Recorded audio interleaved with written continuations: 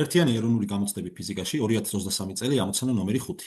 სინათლის სხივი ჰაერიდან ეცემა მინის ზედაპირს 10 გრადუსიანი კუთხითო გვეუბნებიან მოცემული გვაქვს, რომ α დაცემის კუთხე ტოლი არის 10 გრადუსი.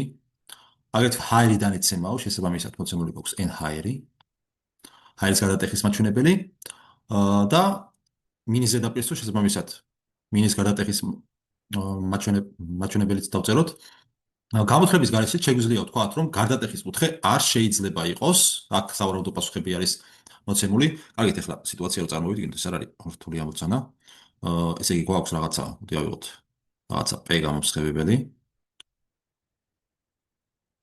რომელიც ეცემა მინის ზედაპირს α დაცემის კუთხით და გარდატდება შემდეგ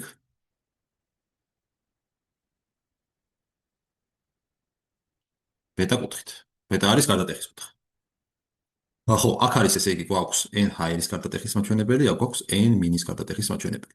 ხო, აქ ახლა მთავარი პრინციპი არის ის, რომ როდესაც სინათლის სხივი გადადის ერთი ოპტიკური სიმკვრივის მქონე გარემოდან მეორეში, გადატდება ისე, რომ იმ შემთხვევაში თუ პირველი გარემოს გარდატეხის მაჩვენებელი ნაკლები არის მეორის გარდატეხის მაჩვენებელზე, ანუ რას გულისხმობთ, რომ რადგანაც მინის გარდატეხის მაჩვენებელი n მინა უფრო მეტად მკვრივი გარემო არის ჰაერთან შედარებით, შესაბამისად მათი გარდატეხის მაჩვენებელი მეტი იქნება ჰაერის გარდატეხის მაჩვენებელზე, ამ დროს სინათლის სხივი გარდატდება ისე, რომ α დაცემული სხივი ყოველთვის მეტი არის გარდატეხილ b სხივზე.